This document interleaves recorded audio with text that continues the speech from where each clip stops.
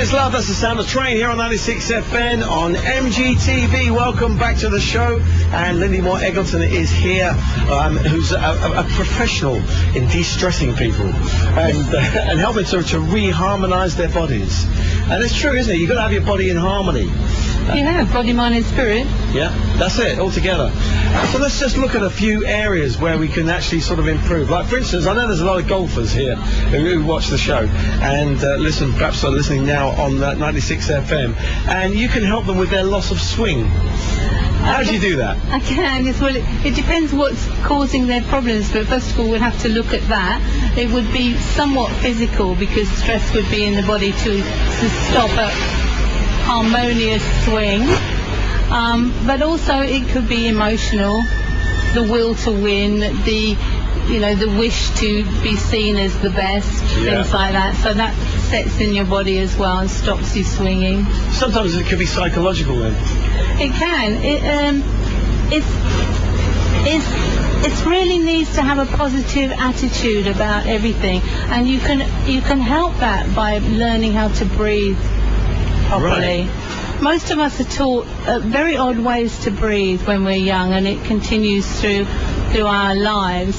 For instance, if you need to pick something up that's heavy, you're told to breathe in and pick it up. Of course, if you breathe in and pick it up, you're restricting your lung power, and therefore you're restricting the power of your arms and your shoulders and everything else. Whereas if you breathe in first and fill your lungs full of energy and air, and then breathe out when you lift up the heavy object, then the muscles don't go into contraction and you can just return to a harmonious place after the exertion. So if you follow that through into a golf swing, that works as well because there's much more fluidity in your movement. Right, so that's going to help a lot of people, I think. Yes, I hope so. The sort of things you don't really think about. You may think about the physical aspects of actually, swinging a golf club, but you don't think about all of the other things that go with it. No, that's right. In fact, there are a couple of clubs in Europe that I know of that employ meditation consultants. So you can actually meditate for a few minutes before you go out and play golf. Maybe I should do that here. Yeah, I think you should. Yeah, I could get a suntan at the same time. I think so. But I was going to say, you can also help people with personal relationships and smokers and people like that. The things that people think of as, for instance, other kinds of therapy can help. Yes, a man came to me recently and he said, I can't sleep, can you help me? I've been taking sleeping tablets, which of course is the easy way out, and the only way out that a lot of people understand. When we worked on it, we realised that he had a condition which was called sleep apnea. So when he went to sleep, he stopped breathing. Right. So then we have to look at that. Why do you stop breathing when you're asleep? And it turned out to be an anxiety problem caused by something that happened to him when he was a young boy. Yeah. That he'd seen a ghost. All right. And when he was... You see, it's amazing the things that you may not think of initially that are helping to stress the body out. That's right. And stress really is the biggest killer of this century. It certainly has become the business world's single most inefficient and costly product. Yes. Yeah, I think now it's second in line to cancer. What about? Because it not only does it produce disease, but disease can produce death eventually. Well, there you go. What about sex deficiencies? You can help people with personal relationships and along that. How does stress involved in that? Well, particularly in a community like we have here in Pattaya, where a number of the male partners are older than the female partners, there is that mental stress of, am I going to make it? I think, am I going to make it enough? And for women, for older women also, they lose their impetus, if you like, after they finish their menstruation, which is quite natural. Yeah. And so there's the stress of the mind that goes with that, and the stress of the emotion, because you want to perform well, you want to feel well, you want to make your partner feel well, and you cannot do that if you cannot perform properly. So it comes, it's like a circle. Yeah, and the way to analyse this and to correct it is with this harmonisation then.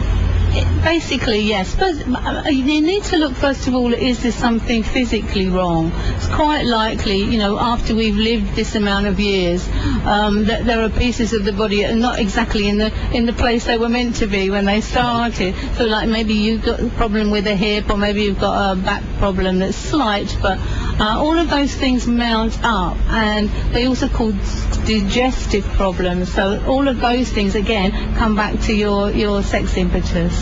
Now let's get on to the angel cards, because you've got these cards in front of you on the table. I have no clue what they're about. Can you tell us? Yes, well, I think it's very important for all of us to feel positive in the mornings when we get up. Okay. Look at the blue sky, or look at something that really appeals to you, or sing a song, or breathe, please breathe. I've always thought for many years that the first thought I want is what's going to be good about today.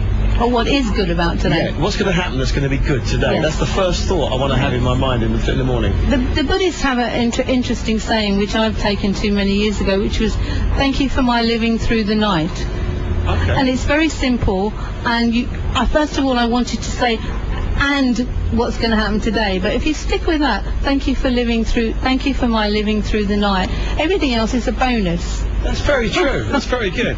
So and now, the angels are a bonus, right? Okay, yeah. And so I shuffle them every day for the day, and you pick an angel. You pick an angel, and that's your angel for the day. That's what you need as to help for yourself for the day. So I was very lucky this morning. I got play. See? Play, right, so I'm off to the beach after this. Got my shorts in my bag. That's what your angel's telling you to do, is yes, it? Right, yes. okay. So I'm going to throw them out here, and you can choose. I'm going to pick one, am I? Yeah. Okay. And I think A is saying you need to point it that way. Sure, you know that. What have you got? Integrity. Oh, okay. What does that mean? Well, that denotes to me that you may possibly have a conflict of interest happening to you today. Right. And something might look like the best way to go or the best thing to do, but it may not be in line with your heart. I see. So how do I deal with that then? Now you're aware. Yeah. Now you can recognise. Oh, I see. That's I can understand that totally, because I've always been a believer of, as long as you're aware of the problem, you can deal with it. That's right. Pay attention to what's happening. It doesn't matter what the problem is, as long as you are aware of it. Yes.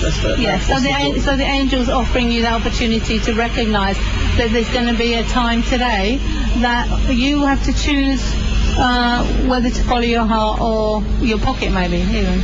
Okay, we're going to have some more from Lindy in just a moment or two. Right now on 96 FM, let's have Donna Summer and Hot Stuff.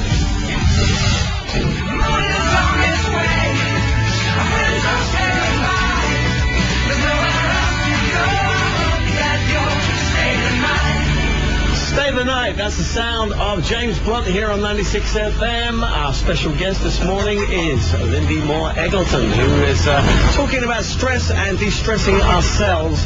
And one of the great ways of de-stressing is to actually laugh and smile.